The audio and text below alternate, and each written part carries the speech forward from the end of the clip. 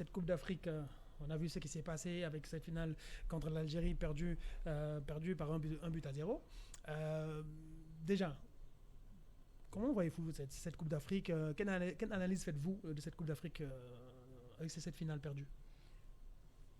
Bon, mais au bout du compte, quand on y réfléchit de très près, on se rend compte qu'on avait une équipe pour pouvoir gagner la Coupe. Parce que quand on y allait, quand on nous avait dit « vous allez en finale, vous signez », on n'aurait pas signé. On aurait signé quand on nous dit « vous allez prendre la Coupe ». Tout le monde était d'accord qu'on allait pour le prendre. On est allé en finale.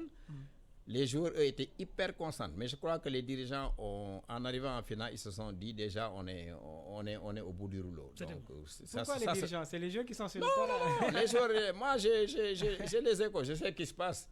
Le soir de la victoire, les joueurs étaient hyper concentrés. Les dirigeants fêtaient déjà comme ils avaient gagné la Coupe du Monde déjà. Et ça se paye cash. Okay. C'est-à-dire, quand vous allez dans une compétition, vous visez la finale, vous visez le trophée, vous ne visez pas une finale. Quand vous êtes en finale, vous êtes heureux. On est en finale, tout le monde chante. Mais les joueurs, ils étaient hyper concentrés. Malheureusement, on n'avait pas les dirigeants qui pouvaient mettre le discours qu'il fallait pour que les gosses... Mais justement, c'est quoi le rôle d'un dirigeant à un moment aussi crucial? Tout le monde le sait. L'entraîneur de l'Algérie, je me rappelle, il a compris après pourquoi on dit une finale, ça ne se joue pas, ça se gagne. D'accord. Mais qui joue, c'est les joueurs qui jouent. Mais qui gagne, c'est les dirigeants qui gagnent. À tous les niveaux, sur le terrain, en dehors. Voilà. Ornaetan, vous l'apprenez dans les compétitions, dans le championnat du Sénégal. Moi, l'expérience que j'ai avec les Mbaye Ndoye, de grands dirigeants que j'ai eus, j'ai gagné 4 fois la Coupe du Sénégal d'affilée. Je suis parti prendre une équipe de 4e division, Babacar Ansekel, Touré Kounda, nous avons gagné, MPC, nous avons gagné, parce que nous avons les ficelles pour gagner. Une finale, c'est les dirigeants qui gagnent les finales. Ce n'est pas les joueurs, parce que le joueur ne joue plus. Une finale, ça ne se joue pas, ça se gagne. Et quand on est en finale, les joueurs eux-mêmes avaient l'impression que les dirigeants déjà étaient au top. Et ça se paye cash en finale. Et c'est pourquoi nous avons aujourd'hui joué combien de finales? Nous en avons joué 8 avec la fédération. 8 finales perdues. 8 finales, 8 défaites. Et il faut s'expliquer, ce ne sont plus les joueurs maintenant. Quand vous dites 8 finales, c'est avec les petites catégories? Tout le monde, comme l'équipe locale, l'équipe, les U20, les U17, l'équipe A, tout le monde. Donc il faut se poser la question pourquoi ça ne passe pas en finale. Et ça, c'est un discours. Et Steven, vous qui avez suivi un peu cette équipe du Sénégal de loin, comment avez-vous un peu apprécié un peu son parcours jusqu'en finale? Quel sentiment avez-vous?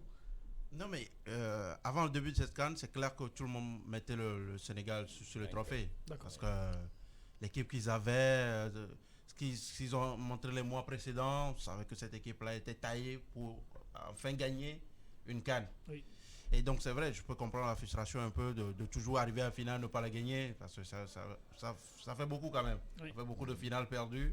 Et donc il va falloir véritablement trouver la formule du côté du Sénégal. Je ne sais pas, comme le président le dit, je ne sais pas, bon, peut-être que c'est une autre thèse, que les dirigeants gagnent les finales. Parce que comme tu l'as dit, ça se joue sur le terrain, c'est plus aux joueurs d'avoir cette envie-là, parce que j'imagine que tout joueur veut gagner un trophée. Oui.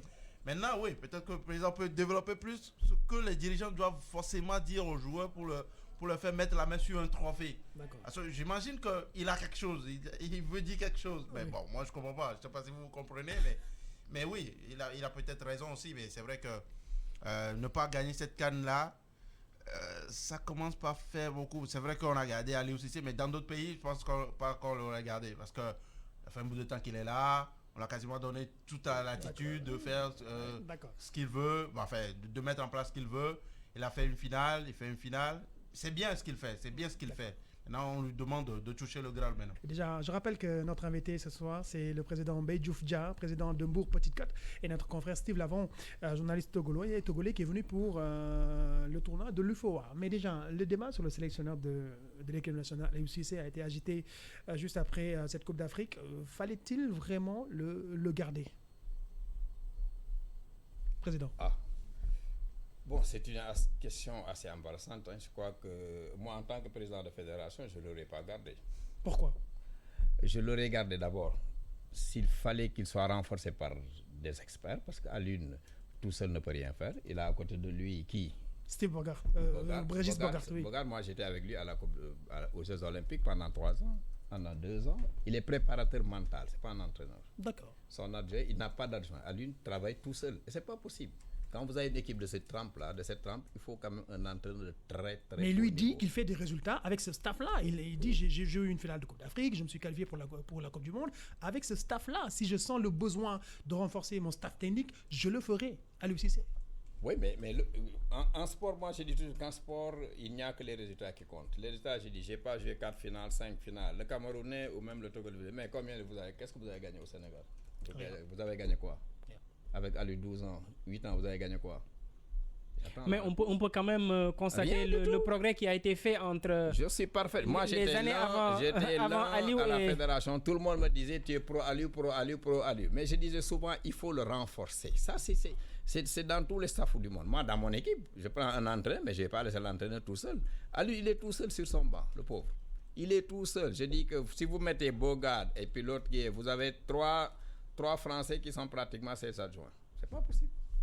Mais lui ne sent pas pour le moment le besoin. Mais à lui ne le dira pas, vous ne verrez jamais que. Mais ça, c'est la. Mais apparemment, je crois que sa position a un peu évolué si l'on en croit un peu le rapport qu'il a déposé sur la table de la fédération. Il serait en tout cas plus ouvert au renforcement du staff. Et je crois que le président Senghor, qui était notre invité il y a 2 semaines, avait également émis un avis en ce sens et que ce serait en tout cas à l'étude. On va essayer de voir ce que ça va donner pour les.